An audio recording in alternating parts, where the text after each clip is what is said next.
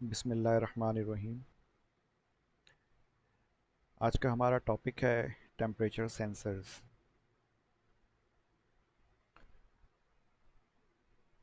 Screen पे आप एक डायग्राम देख रहे हैं जिसमें कुछ डिज़ायर्ड प्रॉपर्टीज़ एक अच्छे टेम्परेचर सेंसर की वो दिखाई गई हैं। तो अगर कोई भी टेम्परेचर सेंसर हो, उसकी जो डिज़ायर्ड प्रॉपर्टीज़ होती हैं, जो कैरेक्टरिस्टिक्स होती हैं, जो कि रिक्वायर होती हैं हमें, उनमें से कुछ जो है वो यहाँ पर, यानी कि जो मोस्ट प्रोमिनेंट प्रॉपर्टीज़ हैं वो यहाँ पर दिखाई गई हैं। इसमें सबसे पहले जो है फास्ट रिस्पांस है कि हमारे पास जो भी सेंसर हो उसका response in response to the change in temperature fast होना चाहिए। देन इजी कैलिब्रेशन, यानी कि उसको कैलिब्रेट करना आसान होना चाहिए। ये ना हो कि काफ़ी कॉम्प्लेक्स किस्म का उसका कैलिब्रेशन प्रोसेस हो या काफ़ी लंबा उसका कैलिब्रेशन का प्रोसेस हो। तो जितना आसानी से टेम्परेचर सेंसर कैलिब्रेट हो जाएगा वो उतना ही सुटेबल होगा। देन इसकी एक्यूरेसी, जितना एक्यूरेट होगा, ज़ाहिर है ये तो हर सेंसर, चाहे किसी भी टाइप का सेंसर हो या कोई भी इक्विपमेंट हो या कोई भी डिवाइस हो, उसकी एक्यूरेसी बहुत मैटर करती है। तो जितना एक्यूरेट टेम्परेचर सेंसर होगा उतना ही अच्छा है। देन रिपीटेबल होना चाहिए, यानी कि जो उसका रिस्पॉन्स हो या जो आउटपुट हो टेम्परेचर सेंसर का for a given temperature, that must be repeatable if we take multiple readings। आप ये कह सकते हैं कि उसकी जो क्या कहते हैं, उसकी प्रिसिशन वो बहुत अच्छी होनी चाहिए। ठीक है, यानी कि एक्यूरेट अगर हुआ तो अच्छा, अगर एक्यूरेट होगा तो डेफिनेटली साथ में वो प्रिसाइज भी होगा। लेकिन इंडिपेंडेंटली अगर ज़्यादा एक्यूरेसी नहीं है but it must be precise, कि वो एक ही वैल्यू आपको बार बार दे for a same value of temperature. तो ऐसा ना हो कि एक ही टेम्परेचर पे अगर आप 10 रीडिंग्स लो तो वो 10 रीडिंग्स में हर दफ़ा वो कोई नई वैल्यू आपको दे रहा है, और फिर उस उन वैल्यूज़ में जो डेविएशन है वो कितना ज़्यादा है। ठीक है, तो रिपीटेबल भी होनी चाहिए उसका रिस्पॉन्स। देन जो उसका टेम्परेचर मेजरिंग रेंज हो या जो ऑपरेटिंग टेम्परेचर रेंज हो उसका, वो भी वाइड होना चाहिए। अगर एक बहुत ही छोटे रेंज ऑफ टेम्परेचर में कोई सेंसर यूजेबल है या उसको इस्तेमाल कर सकते हैं हम, तो ये हमारे लिए इतना बेहतर नहीं होता, बिकॉज़ उस टेम्परेचर से बियॉन्ड, यानी कि उस रेंज से बियॉन्ड अगर हमें मेजरमेंट चाहिए होगी तो हमें फिर कोई दूसरा सेंसर इस्तेमाल करना पड़ेगा। तो अगर एक टेम्परेचर सेंसर एक broad range of temperature range को कवर करता है तो वो ज़्यादा सूटेबल होता है हमारे लिए कि हम उसको इस्तेमाल करें, हमें बार बार उस सेंसर को चेंज नहीं करना पड़ता। और जो सिंपल रिलेशनशिप है इसका, that is the sensor output and it will indicate the temperature. और डेफिनेटली जो सेंसर का आउटपुट होगा वो किसी ना किसी आई मीन इलेक्ट्रिकल फॉर्म में ही होगा, या तो उसकी रेजिस्टेंस में वेरी हो रही होगी, या फिर वोल्टेज चेंज हो रहा होगा, या फिर उसका करंट वेरी कर रहा होगा। ठीक है, तो कोई भी प्रॉपर्टी हो, बट जो भी प्रॉपर्टी चेंज हो रही होगी it will reflect the change in the temperature. ठीक है, तो इसका कोई ना कोई रिलेशनशिप विद द टेम्परेचर होना चाहिए, सेंसर के आउटपुट का और टेम्परेचर का आपस में। ठीक है, तो जो पहली टाइप है हमारे पास टेम्परेचर सेंसर्स की, वो है रेजिस्टेंस थर्मामीटर डिटेक्टर, जिसको हम आमतौर पे आरटीडी भी कहते हैं। अच्छा, ये मोस्टली आपका थियोरेटिकल पार्ट है, सो आई विल गो फास्ट। ठीक है, मैं बहुत ज़्यादा इसकी डेप्थ में एक चीज़ को एक्सप्लेन नहीं करूँगा, बिकॉज इसमें काफ़ी सारी बेसिक नॉलेज भी हैं जो कि आप लोगों को वैसे ही पता है और आप लोग खुद से पढ़ के भी इसको समझ सकते हो। That's why I will not waste our time here. An instrument use to measure electrical resistance in terms of temperature. ठीक है, तो ये जो आरटीडी होता है एक ऐसा इंस्ट्रूमेंट होता है जिसको हम इस्तेमाल करते हैं इलेक्ट्रिकल रेजिस्टेंस मेजर करने के लिए, ठीक है, इन टर्म्स ऑफ टेम्परेचर, यानी कि जब टेम्परेचर चेंज होगा तो इसकी रेजिस्टेंस चेंज होगी इस इंस्ट्रूमेंट की। तो इसको हम रिलेट कर सकते हैं, यानी कि change in electrical resistance can be related with the change in temperature, ठीक है। Main part of a resistance thermometer is it sensing element, और डेफिनेटली अगर कोई रेजिस्टेंस थर्मामीटर है तो उसका जो सबसे मेन पार्ट होगा वो क्या होगा, उसका सेंसिंग एलिमेंट होगा, यानी कि वो पोर्शन या फिर वो हिस्सा जो कि सेंस कर रहा होगा उस डिवाइस का। The type of the sensing element determines the sensitivity and operating temperature range of the instrument।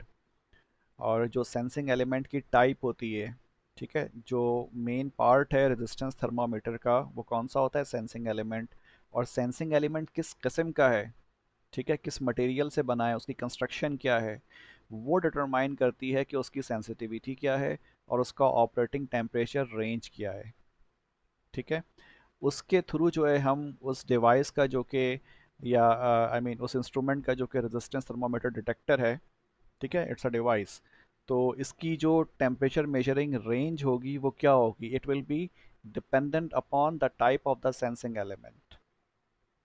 Okay, the sensing element may be any material that exhibits a relatively large resistance change with change in temperature।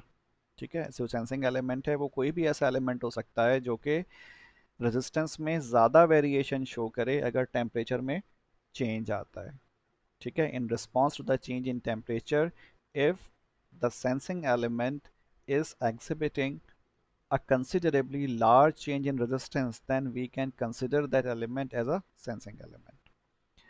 And it should be stable in its characteristics, और definitely उसका जो response हो वो stable होना चाहिए, ठीक है। That is, neither its resistance nor its temperature coefficient of resistance should undergo permanent change with use or age। यानी कि अगर उसको आप मुस्तकिल इस्तेमाल करो और काफ़ी लंबे अरसे तक इसको आप इस्तेमाल करें तो उसका जो टेम्परेचर कोफिशिएंट है या उसका जो नॉमिनल रेजिस्टेंस है वो चेंज ना हो जाए, ठीक है, वो सेम रहना चाहिए। अगर वो सेम रहता है बाय मल्टीपल यूजेज और बाय अ प्रोलॉन्ग यूज़, तो अगर वो सेम है तो इसका मतलब वो क्या है, स्टेबल इंस्ट्रूमेंट है, स्टेबल सेंसिंग एलिमेंट है, तो इसको स्टेबल होना चाहिए। To maintain the calibration of a resistance it is necessary to consider its use over the stable performance temperature range.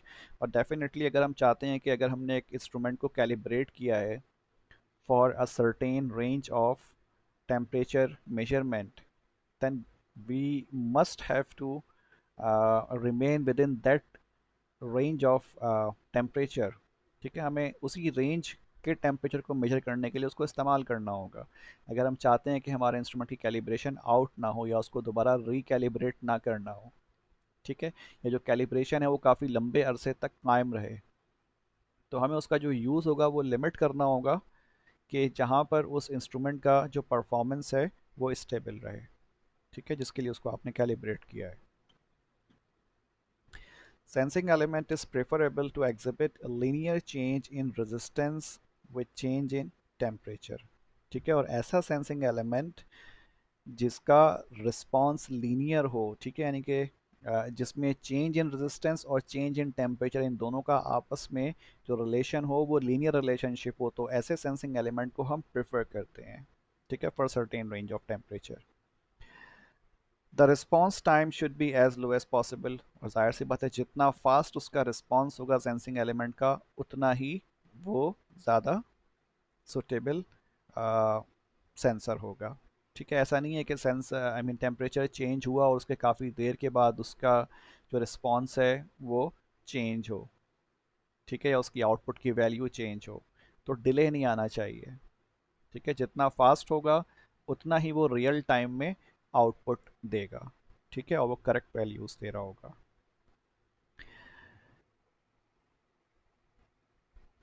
Okay जी, यहाँ थोड़ी सी कंस्ट्रक्शन है रेजिस्टेंस थर्मामीटर डिटेक्टर की, तो इसमें आप देख सकते हैं smaller sensing element requires less heat to raise its temperature, ठीक है। ये जो फिगर आप देख रहे हैं यहाँ पर लेफ्ट हैंड साइड पे, this is the industrial resistance thermometer. ठीक है, ये पूरा पूरा ये डिवाइस है, इंस्ट्रूमेंट है। सही। इसमें जो सेंसिंग एलिमेंट है वो सिर्फ इतना सा है। ठीक है, it's a kind of bulb which is kept inside a sheet. ठीक है, इसको एक शीट में, क्योंकि सिरेमिक वगैरह से बना हुआ होता है, उसके अंदर इसको हम फिक्स कर देते हैं। और डेफिनेटली सेंसिंग एलिमेंट का साइज जो है वो क्या है, छोटा है और लेंथ वाइज है। ठीक है, तो अगर स्मॉलर साइज का सेंसिंग एलिमेंट होगा तो उसका जो टेम्परेचर राइज करने के लिए अमाउंट ऑफ हीट रिक्वायर होगी वो भी क्या होगी, कम हीट रिक्वायर होगी, क्योंकि उसका एरिया कम है। तो कम हीट अगर उसको देंगे तभी उसका टेम्परेचर क्या हो जाएगा, राइज हो जाएगा। And the faster it's response will be, और डेफिनेटली जितनी जल्दी उसका टेम्परेचर राइज होगा कम हीट पर ही, उतना ही फास्टर उसका रिस्पॉन्स भी होगा।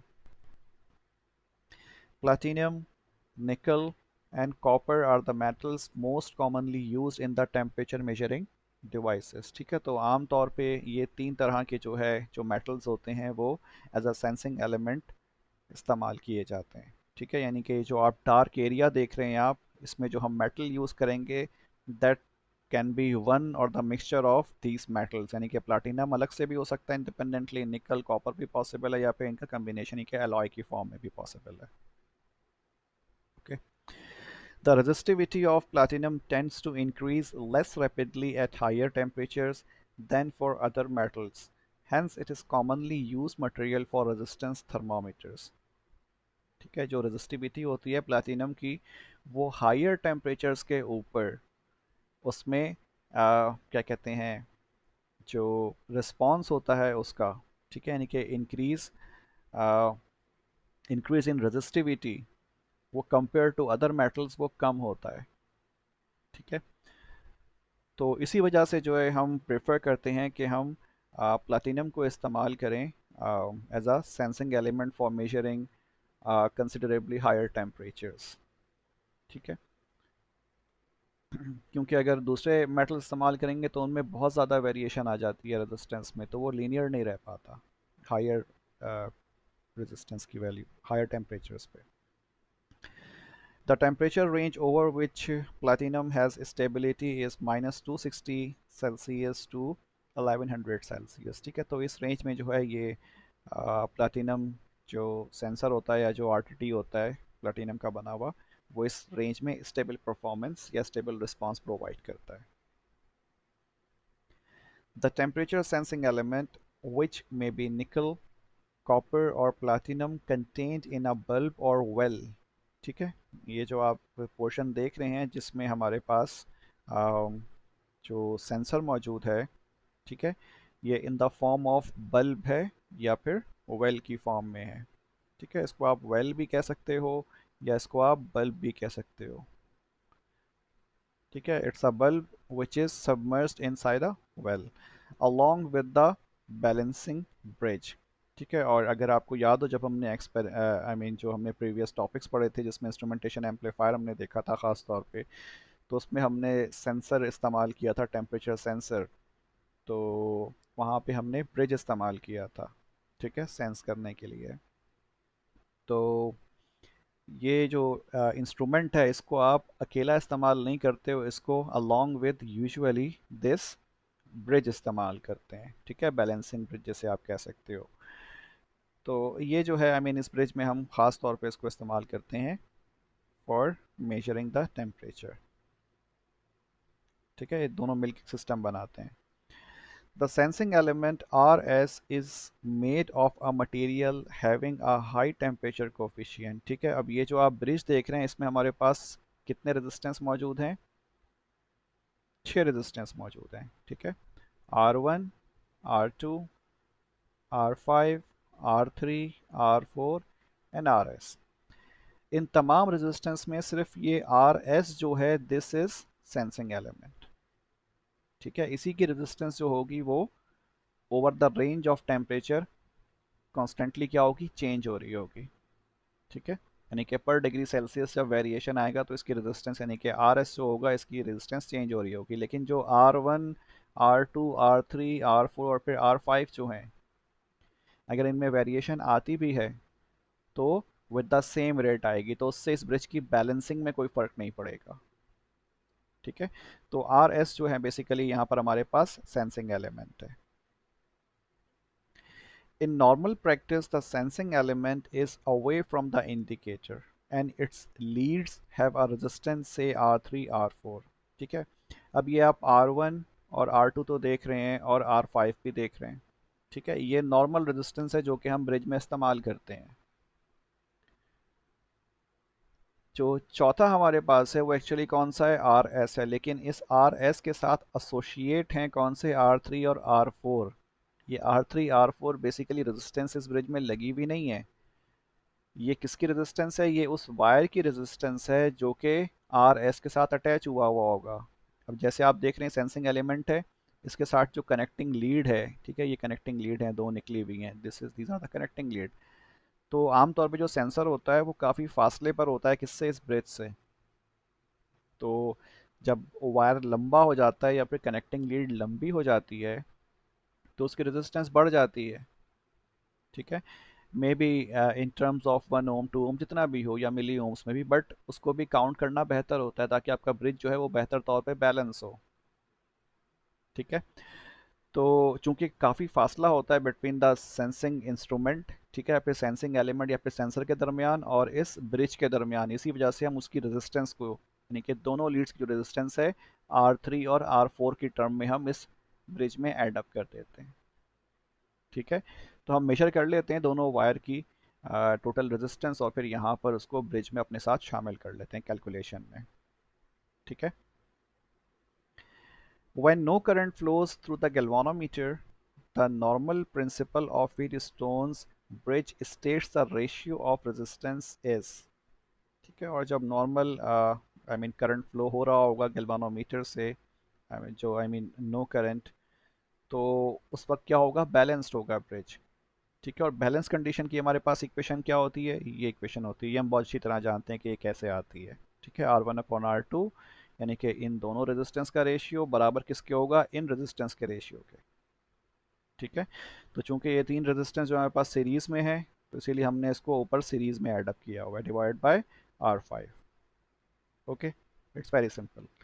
Now if the resistance R S changes, balance can not be maintain. ठीक है, अब देखें इस इक्वेशन में R one R two fix रहेगा, आर फाइव भी फिक्स रहेगा, इस तरह आर फोर और आर थ्री भी जो होगा ये चेंज नहीं होगा। चेंज क्या हो रहा होगा, सिर्फ आर एस चेंज हो रहा होगा।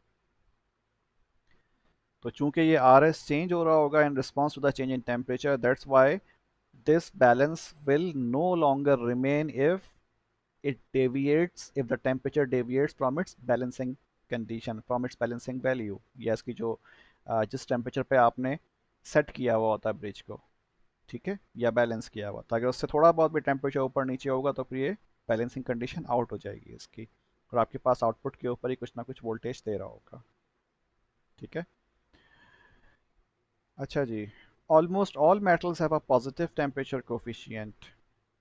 तकरीबन जितने भी मेटल्स होते हैं उनमें आमतौर पे जो टेम्परेचर कोफिशिएंट होता है वो पॉजिटिव होता है, इसको हम पीटीसी से रिप्रेजेंट करते हैं, यानी कि positive temperature coefficient of resistance, और ये रेजिस्टेंस इसका ताल्लुक है। इसका मतलब क्या है कि जब आप टेम्परेचर इंक्रीज करते हो तो कॉरेस्पॉन्डिंगली रेजिस्टेंस भी क्या होती है, इंक्रीज होती है।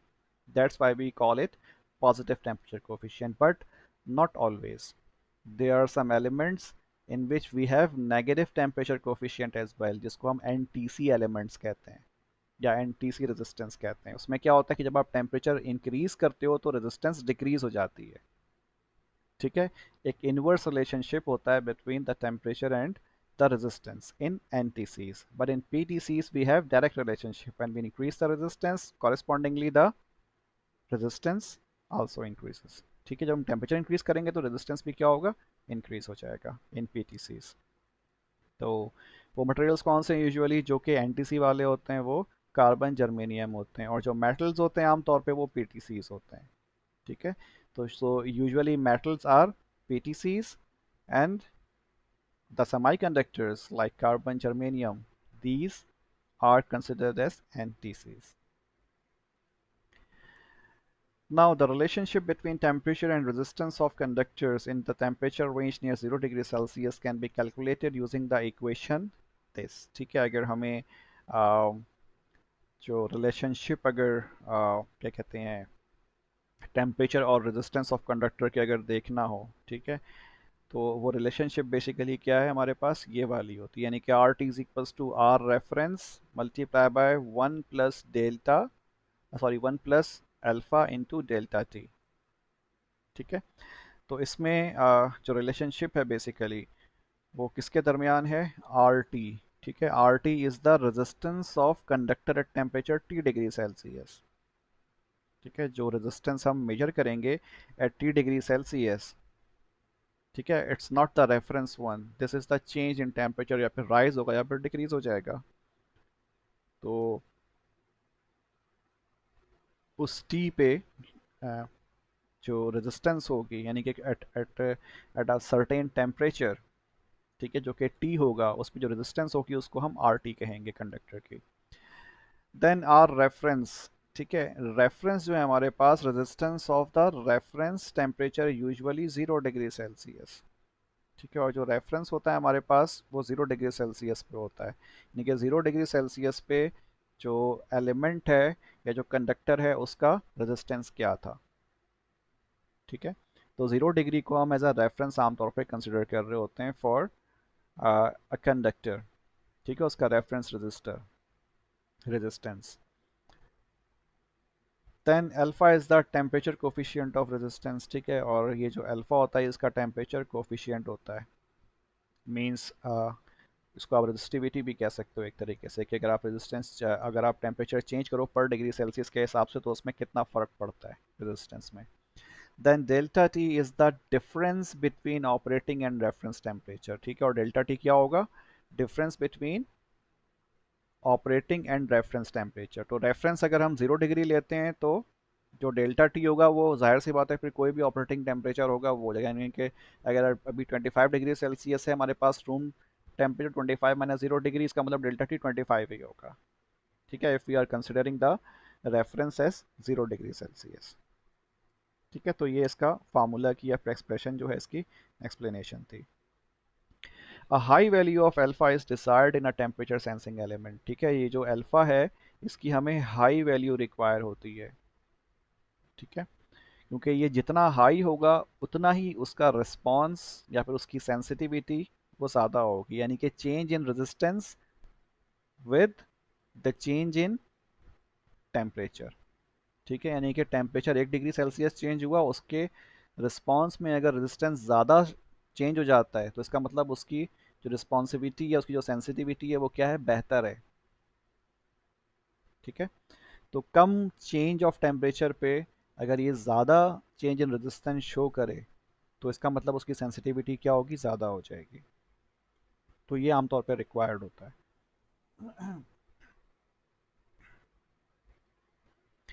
अब एक न्यूमेरिकल है छोटा सा, platinum resistance thermometer has a resistance of 180 ओम। एक प्लैटिनम रेजिस्टेंस थर्मामीटर है, उसकी रेजिस्टेंस कितनी गिवन है हमें, 180 ओम गिवन है at 20 degree Celsius, 20 degree Celsius पे। Calculate its resistance at 60 degree Celsius. आपको क्या करना है, आपको 60 डिग्री सेल्सियस पे उसकी रेजिस्टेंस कैलकुलेट करनी है। ठीक है, तो यहाँ पर हमारे पास जो रेफरेंस है, ठीक है, वो कितना गिवन है, 20 डिग्री सेल्सियस गिवन है हमारे पास रेफरेंस, और जो चेंज आया है उसमें क्या कहते हैं टेम्परेचर में वो कितना है, 60 डिग्री सेल्सियस आया है। तो 20 डिग्री सेल्सियस पे कितना है इसका, 180 ओम है, तो 60 डिग्री पे कितना होगा ये हमें कैलकुलेट करना है। हमें इसकी जो टेम्परेचर कोफिशिएंट गिवन है, यानी कि अल्फा जो गिवन है एट 20, वो क्या गिवन है, 0.00392 गिवन है। ये फार्मूला हमें पता है जो हमने पिछली स्लाइड पे देखा था, हमने आर नॉट पुट किया यहाँ पर। ठीक है, यानी कि वो ये रेफरेंस रेजिस्टेंस आ गया हमारे पास, यानी कि रेजिस्टेंस एट रेफरेंस टेम्परेचर। ठीक है, तो ये 180 ओम आ गया इधर, फिर वन फार्मूले में मौजूद है, माइनस यहाँ पे अल्फा आ गया हमारे पास। ठीक है, और अल्फा 0.00392 गिवन है, और delta T is the change in temperature, तो डेफिनेटली हमें 60 पे कैलकुलेट करना है, और हमें रेफरेंस कितना गिवन था, 20 गिवन था, तो हमने दोनों का डिफरेंस ले लिया। सही, तो ये 40 डिग्री आ गया, इसको सॉल्व किया तो हमें आर कितना मिल गया, 151.78 ओम। यानी कि अगर टेम्परेचर 20 डिग्री सेल्सियस जो कि रेफरेंस था उससे बढ़ के कहाँ चला जाता है, 60 डिग्री सेल्सियस पे चला जाता है। तो रेजिस्टेंस 180 ओम से चेंज होकर कितनी हो जाएगी, 151.78 ओम हो जाएगा, यानी कि रेजिस्टेंस यहाँ पर क्या हो रही है, कम हो रही है। ठीक है जी, okay. A platinum resistance thermometer has a resistance of 100 ohm at 25 degree Celsius. ठीक है, प्लाटिनम रेजिस्टेंस थर्मामीटर है, उसकी रेजिस्टेंस कितनी है, 100 ओम है at 25 degree Celsius. Find its resistance at 50 degree Celsius. आपको 50 डिग्री सेल्सियस पे उसकी रेजिस्टेंस कैलकुलेट करनी है। The resistance temperature coefficient of platinum is 0.00392 ओम पर ओम डिग्री सेल्सियस। ठीक है, ये पर ओम नहीं होगा, पर डिग्री सेल्सियस होगा। If the thermometer has a resistance of 200 ohm, calculate the value of temperature। अगर थर्मामीटर की जो रेजिस्टेंस है वो कितनी है, 200 ओम है। ठीक है, दूसरा पार्ट है इसका, तो आपको कैलकुलेट करना है क्या, इसका टेम्परेचर। सही। तो हमें पहला पार्ट क्या है, पहले में हमें रेजिस्टेंस मालूम करनी है एट 50 डिग्री सेल्सियस। तो यानी कि हमें आर कैलकुलेट करना है एट 50 डिग्री सेल्सियस। तो आर नॉट हमें गिवन है कितना है, 100 ओम। ठीक है, और टेम्परेचर कितना है, 25 डिग्री सेल्सियस। सही। और जो चेंज इन टेम्परेचर हुआ है वो कितना है, 50 डिग्री हुआ है। तो 50 माइनस 25 हमें क्या मिल जाएगा, डेल्टा टी मिल जाएगा। अल्फ़ा नॉट हमें गिवन है कितना है, 0.00392। तो इसको हम वैल्यूज पुट करेंगे और हमें क्या मिल जाएगा, 109.8 ओम मिल जाएगा। सही। तो इसका मतलब जो रेजिस्टेंस थी 100 ओम 25 डिग्री सेल्सियस पे, वो बढ़ के कितनी हो जाएगी, एक 109.8 ओम हो जाएगी। ठीक है, ओके। देन जो सेकंड थिंग है इसमें हमें क्या कैलकुलेट करना है, इसमें हमें रेजिस्टेंस गिवन है 200 ओम। ठीक है, थर्मामीटर की एट अ सर्टेन टेम्परेचर।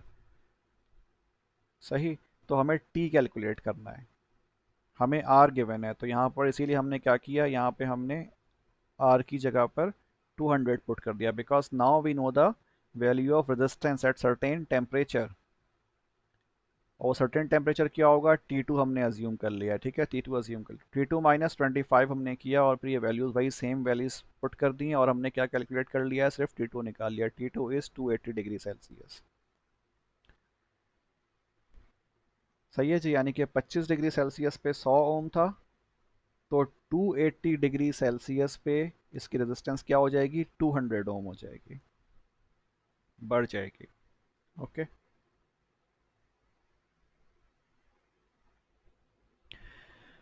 अच्छा, मुझे ख्याल आ रहा है अभी कि जो हमने पिछला वाला जो न्यूमेरिकल देखा था, ठीक है, यहाँ अगर आप गौर करें तो ये प्लैटिनम की रेजिस्टेंस इस्तेमाल हुई है। ठीक है, और इसमें जब टेम्परेचर इंक्रीज़ हुआ है, 60 डिग्री पे पहुंचा है, तो हमारे पास रेजिस्टेंस क्या आई है, 151.78 ओम। और 20 डिग्री सेल्सियस पे कितना था इसका, 180 था। यानी कि 20 पे 180 ओम था 20 डिग्री सेल्सियस पे। जबकि ये 60 डिग्री सेल्सियस पे कितना हो गया, 151 हो गया। ये तो कम हो गया। और अगर हम आगे देखते हैं तो यहाँ पर हमारे पास यहाँ पे ठीक है कि 25 डिग्री सेल्सियस पे 100 ओम है, और 50 डिग्री सेल्सियस पे 109 ओम है। तो इस केस में जब टेम्परेचर बढ़ा तो रेजिस्टेंस भी क्या हो गई, बढ़ गई। तो यानी कि कुछ प्रॉब्लम है हमारे पिछले वाले क्वेश्चन में। एक सेकेंड, तो ओके, राइट, ये देख रहे हैं आप, ये प्लस है और यहाँ पे ये माइनस है, it should be plus.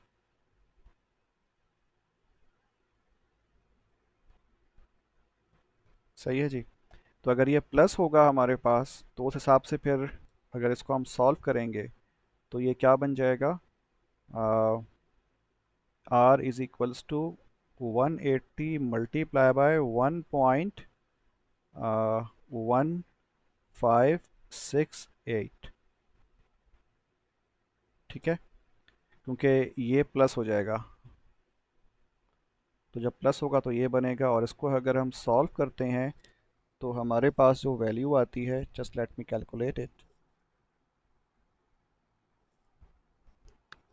Okay, it will become 208.224 ओम,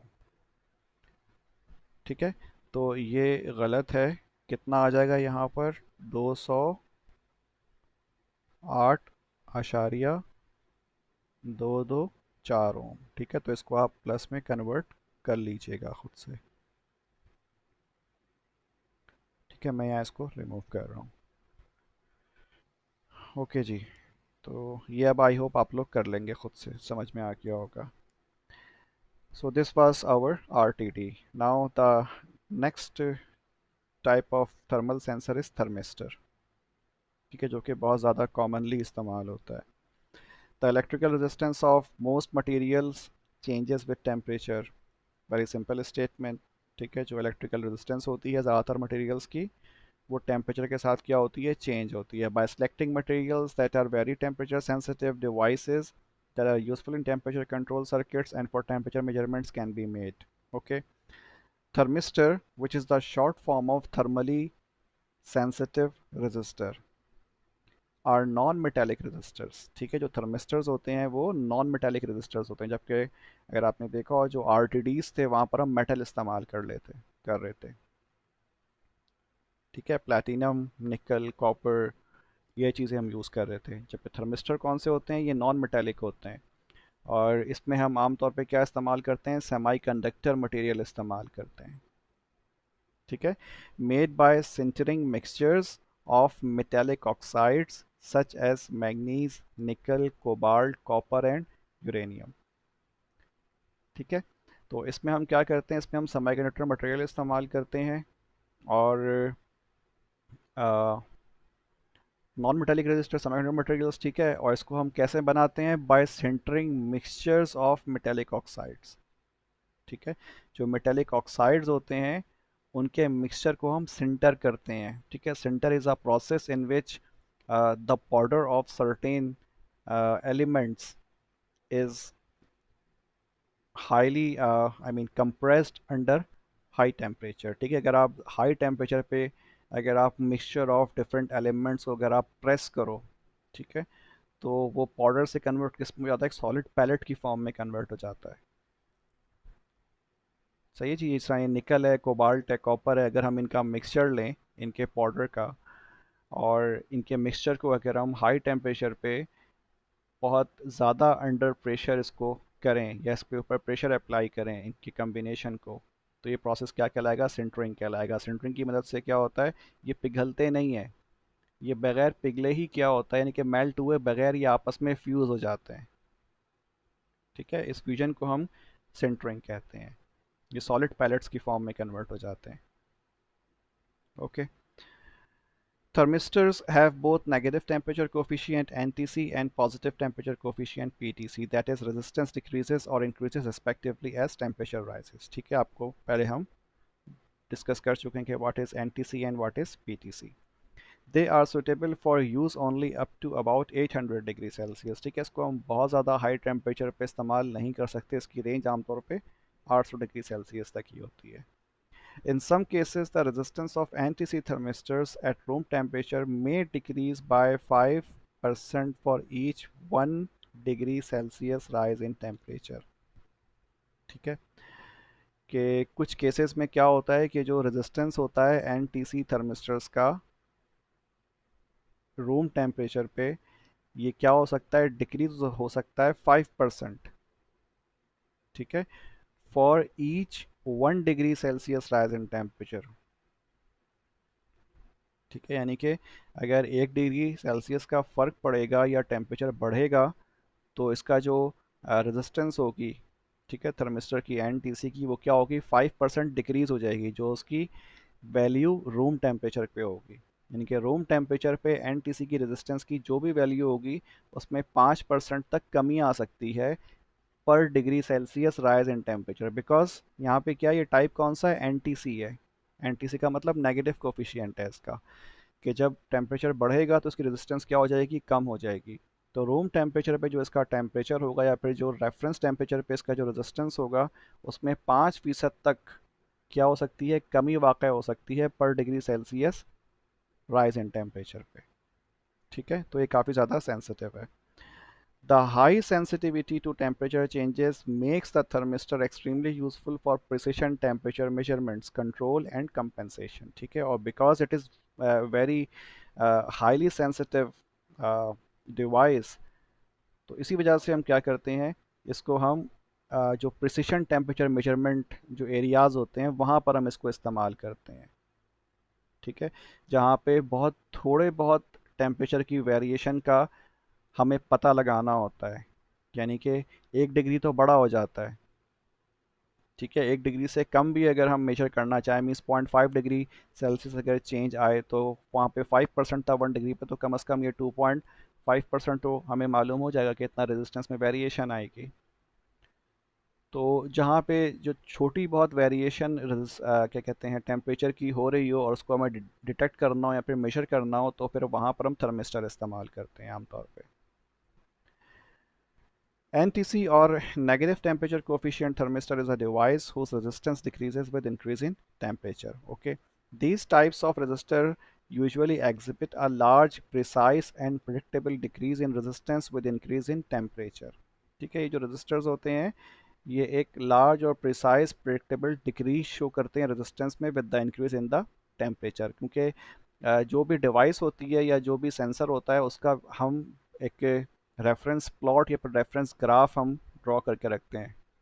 ठीक है, हमें पता होता है, डेटा शीट कह लें आप एक तरीके से उसकी मौजूद होती है। Unlike other resistors these are made of ceramics और पॉलीमर्स। ठीक है, जो दूसरे रजिस्टर्स होते हैं उनके मुकाबले में जो थर्मिस्टर्स होते हैं यानी कि resistor which are sensitive to the temperature, तो वो किससे बने होते हैं, सिरेमिक या फिर पॉलीमर से बने हुए होते हैं। Which is compose of metal oxides, जो कि मेटल ऑक्साइड्स पे मुश्तमिल होते हैं। और वो मेटल ऑक्साइड्स कौन से हैं, iron, manganese, cobalt, copper, tin, aluminium, silicon और निकल वगैरह। ठीक है, तो इनके कम्बिनेशन से जो है यानी कि cobalt oxide, iron oxide, manganese oxide, copper oxide, tin oxide, aluminium oxide, silicon oxide, ठीक है, nickel oxide, so these are the metal oxides, ठीक है, that are dried and sintered to obtain a desired characteristics। ठीक है, तो इनकी different proportion या different combination से हम क्या कर रहे होते हैं, हम अपनी डिज़ायर्ड जो कैरेक्टरिस्टिक होती है थर्मिस्टर की वो हासिल करते हैं कि हमें उसे किस रेंज में इस्तेमाल करना है, उसकी सेंसिटिविटी क्या होगी। तो जो रेशियो और प्रोपोर्शन होता है डिफरेंट क्या कहते हैं मेटल ऑक्साइड्स का, वो हम वेरी करते हैं। ठीक है, अपनी डिज़ायर्ड कंडीशन के हिसाब से। Okay, in case of NTC thermistor cobalt, nickel, iron, copper oxides are preferred. ठीक है, एनटीसी थर्मिस्टर की अगर बात की जाए तो उसमें कोबाल्ट, निकल, आयरन और कॉपर जो है कॉपर ऑक्साइड, इसको हम प्रेफर करते हैं यूज़ करना। The symbol for NTC thermistor is given as, ये आप सिंबल यहाँ पर देख रहे हैं, this is the symbol for NTC thermistor. इसमें बस यहाँ पे देख रहे हैं -T डिग्री दिया हुआ है, तो अगर ये एनटीसी मीन्स नेगेटिव टाइप तो यहाँ पर नेगेटिव की साइन आ जाएगी। सही, और यहाँ आप राइट साइड पे क्या देख रहे हैं, इसका एक ग्राफ देख रहे हैं, typical graph of a thermistor. ठीक, और रूम टेम्परेचर पे यानी कि 25 डिग्री सेल्सियस पे इसकी जो रेजिस्टेंस है वो कितनी है, 2252 ओम्स। ठीक है, यानी कि 2.252 किलो ओम्स, ये इसका रेफरेंस रेजिस्टेंस है एट रूम टेम्परेचर। इसका ग्राफ आप देख रहे हैं कि ये नेगेटिव पे भी मौजूद है और ये पॉजिटिव पे भी मौजूद है। तो नेगेटिव पे इसका ग्राफ यानी कि इसकी रेजिस्टेंस की वैल्यू क्या है, काफ़ी ज़्यादा हाई है। ठीक है, 10 मेगा ओम है जब टेम्परेचर माइनस में है। तो टेम्परेचर जैसे जैसे इंक्रीज़ होना शुरू हो जाता है तो क्या होता है, इसकी रेजिस्टेंस कम हो रही है। ठीक है, और ये एक्सपोनेंशियली डिक्रीज़ हो रही है। लेकिन बहरहाल चूँकि हमें पता है तो हम अपना जो इसका आउटपुट क्या कहते हैं डिस्प्ले होगा या जो भी मीटर होगा, उसको हम कैलिब्रेट कर लेते हैं with respect to this graph. ठीक है, ओके।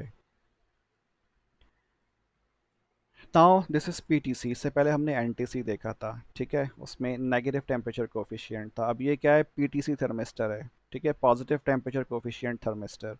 इसका सिंबल आप देख लें, symbol is the same but only we have included a positive sign here with the T degree. Okay, so यही डिफरेंस है between NTC and PTC symbol. PTC or positive temperature coefficient thermistors are those resistors whose resistance increases with increase in the ambient temperature.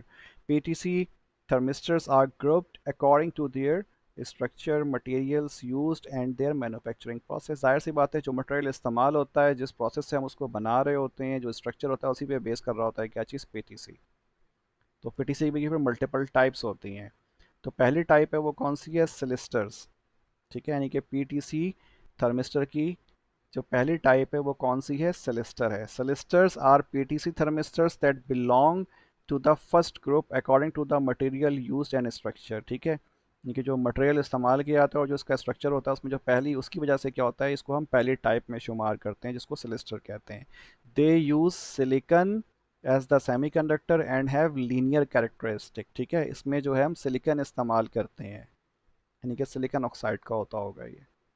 ठीक है जी, और इसका जो response curve होता है that is linear in characteristic. ठीक है, तो यहाँ जो आप ग्राफ देख रहे हैं, इसमें आप देख रहे हैं जो कलर्ड ग्राफ है, ये स्ट्रेट लाइन है बिल्कुल, ये वाला।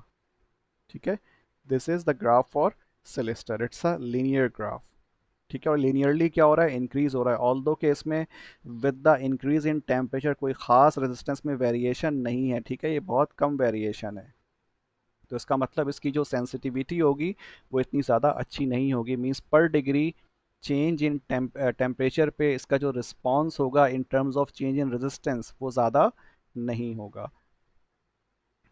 ठीक है जी, okay. Second type is switching type, switching type PTC. So these PTC thermistors belong to the second category. Again, according to the manufacturing process, they have a non-linear characteristic curve. इसका जो characteristic curve होता है वो non-linear होता है। ठीक है, as the switching type PTC thermistor gets heated initially, the resistance starts to decrease up to a certain critical temperature, after which as the heat is increased further, the resistance increases dramatically। ठीक है, इसका आप graph देख रहे हैं यहाँ पे कि ये शुरू में जब हम स्विचिंग टाइप के जो पीटीसी थर्मिस्टर होते हैं उनका अगर हम टेम्परेचर राइज करते हैं, ठीक है, तो क्या होता है, इसका ग्राफ थोड़ा सा नीचे आता है up to a certain limit. कहाँ तक, यानी कि क्रिटिकल टेम्परेचर तक, जिसको हम टीसी कहते हैं, यानी कि जहाँ तक इसका ग्राफ नीचे आ रहा होगा या फिर नीचे रहेगा इनिशियल वैल्यू से। ठीक है, तो वो टेम्परेचर क्या कहलाएगा, टीसी कहलाएगा, यानी कि क्रिटिकल टेम्परेचर। तो इस पॉइंट पे आप देख रहे हैं कि आखिर दोनों जो है सेम लेवल पे आ गए हैं। इसके बाद अगर हम फर्दर इंक्रीज करेंगे टेम्परेचर को, आगे लेके जाएंगे, तो इसमें एक ड्रामेटिक क्या होगा, चेंज आएगा, यानी कि इंक्रीमेंट आ जाएगा। तो ये स्विच करता है फ्रॉम नेगेटिव टू पॉजिटिव। ठीक है, तो ये जो ड्रामेटिक चेंज है बेसिकली यही वाला जो रीज़न होता है, ठीक है, इसको हम स्विचिंग टाइप पीटीसी कह रहे होते हैं। ओके, तो इसमें आप देख रहे हैं कि यहाँ पर जो है आर मिनिमम है और फिर ये आर मिनिमम 2 टाइम्स है। ठीक है, आर मिनिमम ये इसके लिए नेगेटिव वाले के लिए है। ठीक है, आर मिनिमम, और फिर जो पॉजिटिव यहाँ पर रीजन है उसके लिए आर मिनिमम जो है वो फिर दूसरा वाला यानी कि हाइयर है, जो कि टीसी से स्टार्ट हो रहा है, right. Now there are some other types of thermistors, जो कि बेसिकली इसकी जो शेप है उस पर डिपेंड करती है। The smallest thermistors are made in the form of beads.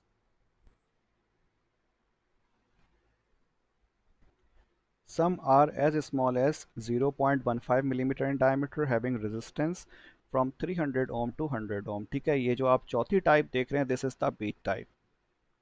तो ये स्मॉलेस्ट साइज ऑफ थर्मिस्टर होता है जो कि बीट की शक्ल का होता है। इसका साइज़ जो होता है वो यानी कि जो कम से कम होता है आमतौर पे वो 0.15 मिलीमीटर इसका डायमीटर हो सकता है। ठीक है, इसकी रेजिस्टेंस जो है होती है वो 300 ओम से 100 ओम के दरमियान वेरी कर रही होती है। दीज में come in a glass coating और sealed in the tip of a solid glass probe. ठीक है, या तो ये ग्लास कोटिंग के साथ आएगी, ये बीड्स के ऊपर ग्लास कोटिंग किया हुआ होगा प्रोटेक्शन के लिए, या फिर जो ग्लास की प्रोब होगी उस प्रोब के अंदर ये बीड मौजूद होगा, which are used for measuring the temperature of liquids, जिसको हम लिक्विड्स के टेम्परेचर इस्तेमाल करने में मालूम करने में इस्तेमाल करते हैं। Where greater power dissipations is required, thermistor may be obtained in disk washer और rod forms। ठीक है, देखिए जो छोटा साइज है यहाँ पर इसकी पावर डिसिपेशन क्या होगी, वो कम होगी क्योंकि इसका एरिया कम है।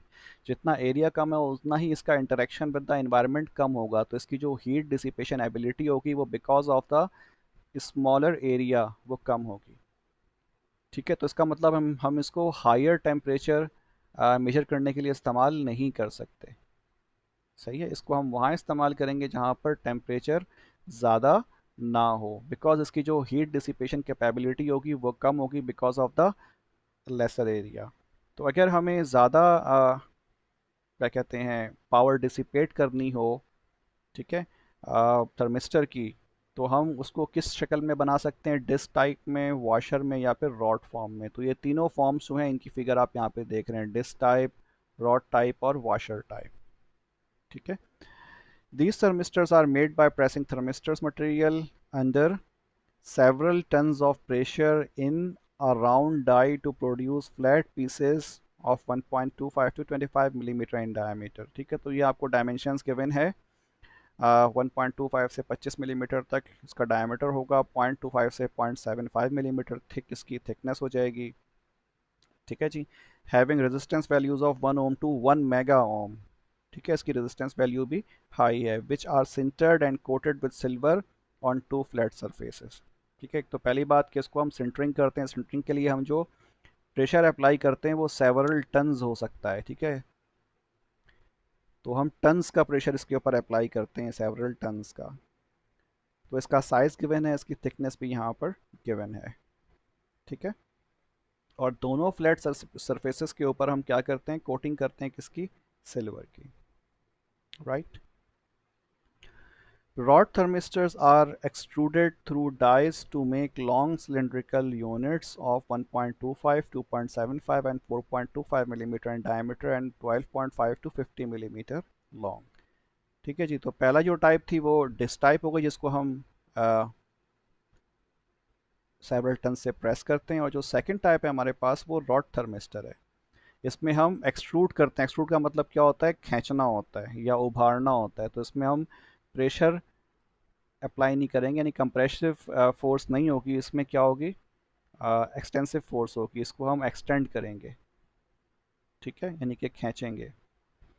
तो खींच के इसको हम लॉन्ग सिलेंड्रिकल फॉर्म में कन्वर्ट करते हैं, उनकी जो लेंथ है या जो डायमीटर है वो आपको गिवन है दोनों। ठीक है, rod thermistors have the ability to produce high resistance units with moderately high power handling capability। इनकी रेजिस्टेंस भी हाई होती है, इनकी जो पावर हैंडलिंग कैपेबिलिटी होती है, मीन्स जो करंट इसमें से फ्लो कर सकता है, ये जो पावर डिसिपेशन एबिलिटी होती है वो भी क्या होती है, ज़्यादा होती है। Thermistors are non linear devices over a temperature range, और थर्मिस्टर्स जो होते हैं वो आमतौर पे नॉन लीनियर डिवाइस होते हैं एक सर्टेन टेम्परेचर रेंज में। ठीक है, आपने देखा भी था कि जो पहला हमने टाइप देखा था उसका ग्राफ क्या था, पीटीसी का, सॉरी एनटीसी का, वो क्या था, वो एक्सपोनेंशियली डिक्रीज हो रहा था। ठीक है, तो वो नॉन लीनियर है। The typical sensitivity of a thermistor is approximately 3 millivolt per degree Celsius at 200 degree centigrade. ठीक है, तो अगर 200 डिग्री टेम्परेचर होगा तो उस रेंज में जो है इसका जो सेंसिटिविटी होगी वो 3 मिली वोल्ट पर डिग्री सेल्सियस होगा, यानी कि अगर 200 डिग्री के आसपास अगर चेंजिंग आती है पर डिग्री सेल्सियस की, तो उससे जो फ़र्क पड़ेगा वो कितना पड़ेगा, 3 मिली वोल्ट का फ़र्क पड़ेगा, यानी कि इसके रेजिस्टेंस में इतनी चेंजिंग आ जाएगी। Okay, now the advantages and limitations of thermistor circuits. ठीक है, तो पहले इसकी एडवांटेजेस है थर्मिस्टर सर्किट की। सबसे पहला एडवांटेज क्या है, स्मॉल साइज़ होता है, लो कॉस्ट होता है, फास्ट रिस्पॉन्स होता है, और इसका जो टेम्परेचर रेंज है ये नैरो होता है। ठीक है, इसको हम बहुत बड़े रेंज में इसको यूज़ नहीं कर सकते, तो एक तरह से इसका एडवांटेज भी है और यही इसका डिसएडवांटेज भी है। Good sensitivity in the NTC PTC region, इसकी जो सेंसिटिविटी होती है वो एनटीसी और पीटीसी रीजन में काफ़ी अच्छी होती है। Contact and lead resistance problems not encountered due to large R T resistance. ठीक है, जो कॉन्टेक्ट और लीड रेजिस्टेंस होता है, यानी कि जो तार हम साथ में अटैच करते हैं ना, जिसकी रेजिस्टेंस हम काउंट कर रहे थे अपने ब्रिज सर्किट में, ठीक है, R3 और R4 की फॉर्म में, if you remember in our previous slide, तो उसमें हमें R3 और R4 को काउंट करने की ज़रूरत नहीं पड़ती, बिकॉज इसकी अपनी रेजिस्टेंस इतनी ज़्यादा होती है, इसके सामने उस तार की रेजिस्टेंस वैल्यू नहीं रखती। ठीक है, तो हम RT में उस R3 R4 को यूज़ करने की ज़रूरत नहीं होती। ऑल्दो अगर हम यूज़ करेंगे तो उसकी जो क्या कहते हैं एक्यूरेसी सिस्टम की, वो क्या होगी, बढ़ जाएगी। Limitations of thermistor circuit, non linearity in resistance versus temperature characteristic. ठीक है, लीनियर होना हमारी बेसिक रिक्वायरमेंट थी, लेकिन इसमें लीनियर नहीं होता है। इसका नॉन लीनियर रिलेशनशिप की वजह से क्या होता है, इसका जो आउटपुट होता है उसको हमें कैलिब्रेट करना पड़ता है, या उसके लिए हमें एक्स्ट्रा एफर्ट करनी पड़ती है, प्रोग्रामिंग करनी पड़ती है कि किस टेम्परेचर रेंज पे क्या रेजिस्टेंस आएगी, तो वो हम बेसिकली एक टेबल बना करके फिर उसका हम आउटपुट डिस्प्ले करवाते हैं। ठीक है, तो ये लीनियरली आसानी से शो नहीं होता डिस्प्ले में। Unsuitable for wide range of temperature, इसको हम ज़्यादा रेंज ऑफ टेम्परेचर के लिए इस्तेमाल नहीं कर सकते, तो it's a limitation. Very low excitation current to avoid self heating. ठीक है, इसका जो एक्साइटेशन करंट है सेल्फ हीटिंग के लिए, वो भी क्या है, बहुत लो, यानी कि कम करंट इसमें से फ्लो कराएंगे तब भी क्या होगा, ये हीट अप हो जाएगा, जो कि रिक्वायरमेंट नहीं होती। ठीक है, जब करंट फ्लो हो तो थर्मिस्टर का टेम्परेचर चेंज नहीं होना चाहिए because of that flow of current, क्योंकि अगर टेम्परेचर बढ़ जाएगा because of the flow of current तो उसकी रेजिस्टेंस चेंज हो रही है एक्चुअली, वो तो डिज़ायरेबल ही नहीं है। नीड ऑफ, तो उससे क्या होगा, बेसिकली एरर क्रिएट हो जाएगा हमारी मेजरमेंट में, ये हम आगे देखेंगे अभी। Need of shielded power lines, filters etcetera due to high resistance. ठीक है जी, तो इसमें हमें क्या होता है कि इसमें हमें जो पावर लाइंस हैं, ठीक है, उसको हमें शील्ड करना पड़ता है, हमें फिल्टर्स वगैरह लगाने होते हैं, और दूसरी चीज़ हमें प्रोटेक्टिव सर्किट हमें यूज़ करने होते हैं because of the high resistance, it's very high resistance. अच्छा जी, current must pass through the thermistor to measure the voltage and calculate the resistance. अब यहाँ पर जो आप सर्किट देख रहे हैं उसमें हमारे पास एक वोल्टेज सोर्स है, एक रेजिस्टेंस R1 सीरीज में लगी हुई है, और फिर ये RT है। RT is the temperature sensing resistance, यानी कि थर्मिस्टर रेजिस्टर है ये। ठीक है, this is RT is the thermistor here, so it is attached in series with the R1। तो जो स्टेटमेंट है वो क्या है कि करंट डेफिनेटली फ्लो होना चाहिए, कि अगर हम क्या मेजर करना चाहते हैं, रेजिस्टेंस मेजर करना चाहते हैं।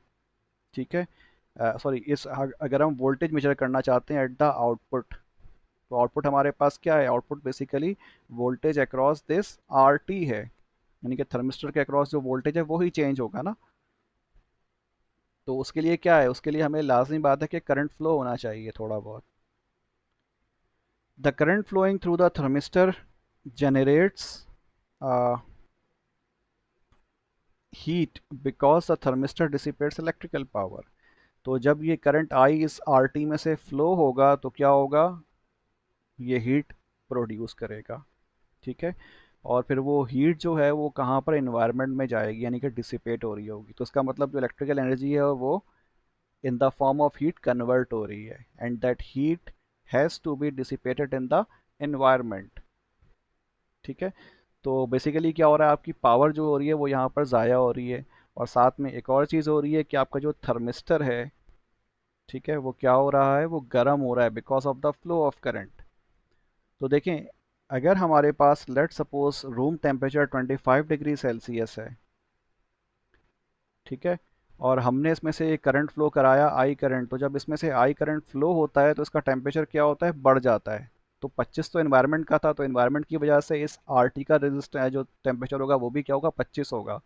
बट एडिशनली जब इसमें से करंट फ्लो होता है तो उसकी वजह से क्या होगा, इसका 1 या 2 डिग्री सेल्सियस बढ़ जाएगा टेम्परेचर, या कम भी बढ़ेगा, जितना भी बढ़े।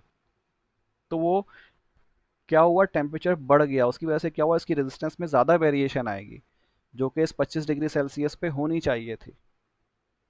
तो इसका मतलब अब जो ये वैल्यू शो कर रहा होगा या जो आउटपुट वोल्टेज दे रहा होगा, that includes some kind of error, and that error is because of the self heating. तो करंट के फ्लो की वजह से जो RT का जो टेम्परेचर होगा वो इन्वायरमेंट से क्या होगा, बढ़ जाएगा। ठीक है, या उसका जो माहौल होगा जिसमें हमने उसको रखा हुआ है टेम्परेचर मेजर करने के लिए, तो उसका काम क्या था कि उस माहौल का टेम्परेचर या अपने इन्वायरमेंट का टेम्परेचर मेजर करे। तो जो टेम्परेचर इन्वायरमेंट का होना चाहिए वही आरटी का भी होना चाहिए, but because of the flow of the current temperature rises above the environment temperature. ठीक है, तो उसकी वजह से रेजिस्टेंस में ज़्यादा फर्क पड़ जाता है। तो it also include some error, तो उसे हमें क्या करना होता है, उसे हमें ख़त्म करना होता है। ठीक है, या फिर कंपनसेट करना होता है। ओके, तो खैर यहाँ पर आपको इक्वेशन गिवन है, V out is equals to V S into R T upon R T plus R one, this is nothing but simply the voltage divider, and I know you all know it very well. ठीक है जी, the heat generated causes a temperature rise in the thermistor, this is called self heating। why is self heating bad, ये मैं already explain कर चुका हूँ। ठीक है, और जो पावर डिसिपेट हो रही होगी उसका फार्मूला आप लोगों को पता है, P is equals to I square RT। RT is the resistance of the thermistor, I square is the square of the current flowing that thermistor, and P is the power which is this thermistor is dissipating। ठीक है, self heating can introduce an error into the measurement। Self heating जो होती है वो error में measurement में error introduce कर सकती है। The increase in device temperature which is delta T is related to the power dissipated P. ठीक है, जो डिवाइस का टेम्परेचर है, ठीक है, चेंज इन टेम्परेचर जो कि डेल्टा टी होगा, इसका रिलेशन किसके साथ है, पावर डिसिपेशन के साथ है, and the power dissipation factor. ठीक है, विच इज़ अगेन डेल्टा। तो P is equals to delta into delta T. सही है जी, तो ये रिलेशन है, इसमें जो डेल्टा टी है that is actually equals to T R minus T nought. T R क्या है हमारे पास, temperature of thermistor as a function of R, and T nought is the surrounding temperature. सही है जी, तो होता क्या है, जो डेल्टा टी है ये कब हासिल होगा, जब टी आर बड़ा हो जाएगा किसके मुकाबले में, टी नॉट के मुकाबले में। T nought is the environment या फिर सराउंडिंग टेम्परेचर। तो सराउंडिंग टेम्परेचर और वो टी नॉट हो गया, और टी आर क्या हुआ, हमारा थर्मिस्टर का टेम्परेचर हो गया। तो जब करंट फ्लो होता है तो टी आर क्या होता है, ज़्यादा होता है बनिस्बत किसके, टी नॉट के। तो हमारे पास यहाँ पर एक पॉजिटिव वैल्यू आ जाती है। ठीक है जी, तो पॉजिटिव आ जाएगी, या फिर क्या हो सकता है, ये नेगेटिव भी हो सकता है। अगर नेगेटिव यानी कि टेम्परेचर बढ़ेगा तो यहाँ पर ये रेजिस्टेंस कम हो जाएगी। सो this TR is the temperature of this resistor, and it includes both T naught and the temperature which is because of the flow of the current। तो इसका मतलब क्या हुआ कि जो पावर डिसिपेशन हो गया हमारा, वो फार्मूला क्या बना, डेल्टा। डेल्टा क्या है हमारे पास, here delta is the power dissipation factor. ठीक है, ये कांस्टेंट वैल्यू होती है, and it depends upon the nature of the material. ठीक है, जो मटेरियल है ना, एनटीसी या फिर पीटीसी का, यानी कि थर्मिस्टर का, उस पर डिपेंड कर रहा होगा डेल्टा। सही, तो P is equals to delta into del T. ठीक है, और डेल टी आपने देख लिया कि ये T R minus T naught है। ओके, अच्छा जी, अभी थोड़ा सा एक न्यूमेरिकल है। Suppose I is equals to 5 milli ampere, R T is equals to 4 kilo ohm, and delta is equals to 0.067 watt per degree Celsius. ठीक है, ये पावर डिसिपेशन फैक्टर, यानी कि पर डिग्री सेल्सियस पे अगर चेंज होगा तो ये कितना पावर डिसिपेट करेगा, what is the delta T. तो आपको डेल्टा टी क्या करना है, कैलकुलेट करना है। ओके, तो हमें यहाँ पे करंट गिवन है, ठीक है, आर टी गिवन है, डेल्टा गिवन है, हमें डेल्टा टी मालूम करना है। तो इट्स वेरी सिंपल, हमें फार्मूला पता है, P is equals to delta T. तो यहाँ पे P की जगह पे क्या आ जाएगा, आई स्क्वायर आर आ जाएगा। तो ये क्या लिखा हुआ है, आई स्क्वायर हो गया और ये आर हो गया, इज इक्वल टू, हमें यहाँ पे डेल्टा पता है, ठीक है, पावर डिसिपेशन फैक्टर मालूम है, ये पुट किया, और डेल्टा टी हमने कैलकुलेट कर लिया कितना, 1.5 degree Celsius. This is the change in temperature. ठीक है, change in temperature because of what, because of the flow of current. क्योंकि ये जो पावर आप देख रहे हैं, this power dissipation is because of the flow of current. तो इस फ्लो ऑफ करंट की वजह से यहाँ पे जो डेल्टा टी होगा, मीन्स चेंज इन टेम्परेचर, वो कितना होगा, 1.5 डिग्री सेल्सियस होगा। अच्छा, अब मतलब क्या हुआ यहाँ पे देखें, अगर हमारे थर्मिस्टर में से, ठीक है, इस थर्मिस्टर में से अगर कितना करंट गुजर रहा हो, I is equal to 5 milli ampere अगर फ्लो हो रहा होगा, तो रूम टेम्परेचर के मुकाबले में, यानी कि जो भी या रेफरेंस टेम्परेचर के मुकाबले में टी नॉट होगा, उसमें कितना इजाफा हो जाएगा, +1.5 डिग्री सेल्सियस का इजाफा हो जाएगा इस थर्मिस्टर के टेम्परेचर में। ठीक है, समझ आ रही बात? तो इसका मतलब क्या हुआ, अब ये टेम्परेचर जो शो करेगा वो ज़्यादा शो करेगा। ठीक है, क्योंकि रेजिस्टेंस में जो वेरिएशन आई है वो because of the flow of current है, not because of the environment temperature.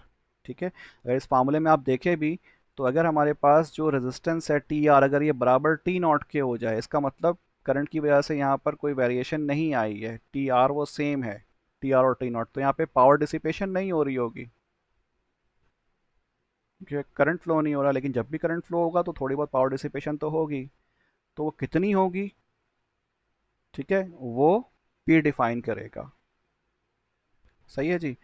और वो कितना टेम्परेचर में वेरिएशन लेके आएगा या फिर चेंज लेके आएगा, वो हमें डेल्टा टी बताएगा, because this delta T is the difference between the environment temperature and the temperature of the resistance. ठीक है, आर टी में से, टी आर में से अगर आप माइनस कर दें टी नॉट को, तो हमें मिलेगा डेल्टा टी की वैल्यू। ठीक है जी। तो यहाँ जो क्वेश्चन लिखा हुआ है, what effect does delta T of 1.5 degree Celsius have on your thermistor measurement. तो ये बात समझ में आ गई है कि इसका क्या इफेक्ट होगा। ठीक है, क्योंकि इस 1.5 डिग्री सेल्सियस की वजह से क्या होगा, जो रेजिस्टेंस होगी, आपको याद होगा वो 5% टू 3% वेरी कर जाती है। ठीक है, तो यहाँ पर वेरिएशन आएगी और फिर वो आपके आउटपुट में एज एन एरर शो हो रही होगी। How can be reduce the effects of self heating. हम किस तरह से सेल्फ हीटिंग के इफेक्ट को रिड्यूस कर सकते हैं। इसका एक तरीका क्या है कि आप जो रेजिस्टेंस है थर्मिस्टर की, वो ज़्यादा वैल्यू की लें, क्योंकि अगर हम ज़्यादा बड़े वैल्यू की रेजिस्टेंस अगर इस्तेमाल करते हैं, यानी कि थर्मिस्टर इस्तेमाल करते हैं, ठीक है, अगर हम थर्मिस्टर हाइयर ओम वाले लेते हैं, तो उसमें अगर थोड़ी बहुत वेरिएशन भी आती है, यानी कि 2 ओम, 3 ओम, 4 ओम की, तो उसका इफेक्ट कुछ ज़्यादा नहीं होगा। इनफैक्ट अगर मेगा ओम्स में अगर हम ले रहे हैं, तो उसमें अगर वेरिएशन आती है 1 आध किलो की, तो वो भी कोई इतना ख़ास इफेक्ट क्रिएट नहीं करेगा। ठीक है, तो ये इसका एक पॉसिबिलिटी है कि हम इसको अवॉइड इस तरह से कर सकते हैं। Now this is the example, or this example is very simple and it includes a graph for the thermistor as well as the circuitry which is used for measuring the temperature. Okay, a circuit of figure this, इसका जो A part है is to be used for temperature measurement। ठीक है, तो ये figure number 13.2a में जो circuitry है, उसको हम टेम्परेचर मेजरमेंट के लिए इस्तेमाल कर रहे हैं। A thermistor is a 4 kilo ohm type. ठीक है, जो थर्मिस्टर हमने इस्तेमाल किया है, यानी कि ये आर टी, ये इसका जो टाइप है वो क्या है, 4 किलो ओम है। सही। The meter is a 50 milli ampere meter, और जो मीटर इसमें इस्तेमाल हुआ है, एम मीटर, वो कितना है, 50 मिली एम्पियर मीटर है। इसकी मैक्सिमम रेंज कितनी है, 50 मिली एम्पियर है, विद द रेजिस्टेंस ऑफ 3 ओम। और इस मीटर की जो अपनी रेजिस्टेंस होगी वो कितनी है, 3 ओम इसकी रेजिस्टेंस भी गिवन है। ठीक, is set to 17, R C is set to 17 ohm, और ये जो वेरिएबल रेजिस्टेंस है इसको हमने कितना रखा हुआ है, 17 ओम रखा हुआ है। End voltage supply we T is 15 volt, तो वी टी हमें गिवन है कितना, 15 वोल्ट गिवन है, 15 वोल्ट। ठीक है, what will be the meter reading at 77 degree Fahrenheit या फिर 25 degree Celsius and at 150 degree Fahrenheit. अच्छा, हमें जो थर्मिस्टर गिवन है उसकी वैल्यू क्या है, 4 किलो ओम है, 4 किलो ओम। तो ये तीन रेजिस्टेंस सीरीज में आ रही हैं और वोल्टेज सप्लाई हमें गिवन है। हमें क्या मालूम करना है, हमें मालूम करना है what will be the meter reading, यानी कि करंट कितना शो कर रहा होगा ये एम मीटर, जब टेम्परेचर कितना हो, 25 डिग्री सेल्सियस हो, यानी कि 77 डिग्री फ़ारेनहाइट या फिर 150 डिग्री फ़ारेनहाइट। ठीक है जी। तो हमें यहाँ पर एक ग्राफ गिवन है और ये graph different types of RT के लिए है, यानी कि डिफरेंट टाइप्स ऑफ थर्मिस्टर के लिए है।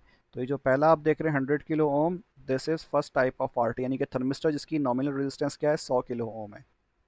इसका ग्राफ प्लॉट हुआ है फॉर डिफरेंट टेम्परेचर। फिर ये 15 किलो है, 4 किलो है, 2 किलो है, 1 किलो है, 500 ओम है। So these are all different types of thermistors graph. और जो ग्राफ है between temperature and what resistance in ohms given है। ठीक है, कि जब टेम्परेचर वेरी करेगा तो इनकी रेजिस्टेंस में कैसे वेरिएशन आएगी, इनके ग्राफ प्लॉट हुए हुए हैं। तो हमारा जो क्या कहते हैं थर्मिस्टर है उसकी टाइप क्या है, 4 किलो ओम टाइप है। तो यहाँ पे देख रहे हैं आप 4 किलो ओम टाइप ये वाला है, इसका ग्राफ ये प्लॉट किया हुआ है। ठीक है, okay, this is the graph for our 4 kilo ohm type. So, in the solution from the graph of temperature versus resistance, the resistance at 25 degree Celsius is 4 kilo ओम। ठीक है ना, ये हमारे पास क्या है, 25 डिग्री सेल्सियस है। ठीक है, ये वाला पॉइंट। तो अगर हम गौर करें कि जब 77 डिग्री फ़ारेनहाइट है, ठीक है, तो इस पे हमारे पास क्या कहते हैं जो रेजिस्टेंस है वो कितनी है, ऑलमोस्ट 4 किलो ओम है। ठीक है, 4 किलो ओम। तो हमें क्या कैलकुलेट करना है, हमें करंट कैलकुलेट करना है जो कि ये एमीटर शो कर रहा होगा। सॉरी। तो इसका मतलब क्या हुआ कि देखें ये 4 किलो ओम टाइप का थर्मिस्टर था, इसका ग्राफ हमें गिवन है। इस ग्राफ में 25 डिग्री सेल्सियस पे इसकी रेजिस्टेंस क्या होगी वो हमने फाइंड कर ली, और वो कितनी है, 4 किलो ही है। ठीक है, तो इस पे हमने क्या किया, 4 किलो हो गया ये। एमीटर की रेजिस्टेंस कितनी थी, 3 ओम थी। और आरसी हमने कितना सेट किया था, 17 ओम सेट किया था। तो ये तीन रेजिस्टेंस सीरीज में आ गई, वोल्टेज सोर्स हमारे पास 15 वोल्ट है। तो करंट कितना फ्लो करेगा, यानी कि आई, जो आई फ्लो करेगा सर्किट से वही एमीटर शो भी करेगा। तो उसके लिए क्या होगा formula, I is equal to V T upon R T, means total voltage divided by R T, यानी कि टोटल रेजिस्टेंस। ठीक है, तो वोल्टेज हमारे पास कितना है, 15 वोल्ट है, divide by the sum of all three resistance, 3 ohm, 17 ohm और 4 किलो ओम। तो जवाब कितना है, 3.73 मिली एम्पियर, यानी कि जो एम मीटर है वो इतना करंट शो कर रहा होगा। राइट। जो सेकंड क्वेश्चन है वो क्या है, सेकंड पार्ट इसका, 150 डिग्री फ़ारेनहाइट पे क्या करंट फ्लो हो रहा होगा। तो आप अब चेक करो 150 फ़ारेनहाइट किधर है, ये 100 हो गया और 150 कहीं यहाँ पर आ रहा होगा हमारे पास। ठीक है, सेंटर में। तो अगर हम इसको देखें तो ये कहीं यहाँ आ रहा होगा। ठीक है, और ये इससे ज्वाइन कर लें अगर हम इसको, तो ये कितना बनता है, अराउंड ये बनता है 950 ओम। तो सिंपली अब ये 4 कैसे क्या हो गया, अब ये 950 ओम हो गया। ठीक है जी। तो हमने यहाँ पे क्या किया फार्मूले में, अब 4 किलो ओम हटा के सिर्फ इसको 950 ओम पुट कर दिया। बाकी चीज़ें सेम है, कोई वेरिएशन नहीं है। तो जवाब कितना है, 15.5 मिली एम्पियर आ गया। तो जब टेम्परेचर 150 डिग्री फ़ारेनहाइट होगा तो करंट कितना फ्लो हो रहा होगा, 15.5 मिली एम्पियर। जब टेम्परेचर 77 डिग्री फ़ारेनहाइट होगा तो करंट कितना फ्लो हो रहा होगा, 3.73 मिली एम्पियर शो हो रहा होगा। चूँकि ये एन टी सी है, इसमें रेजिस्टेंस क्या हो जाएगी, कम हो जाएगी। तो जब टेम्परेचर बढ़ेगा, रेजिस्टेंस कम हो गई, तो करंट क्या हो जाएगा, बढ़ जाएगा। ठीक है, और जो चेंज है वो एक्सपोनेंशियल चेंज है। राइट। ओके, सो ये हमारा जो है थर्मिस्टर का टॉपिक जो है ये यहाँ पर एंड हो गया। ओके, तो नेक्स्ट टाइम जो है हम इंशाल्लाह फिर थर्मोकपल स्टार्ट करेंगे या कर लेंगे इंशाल्लाह।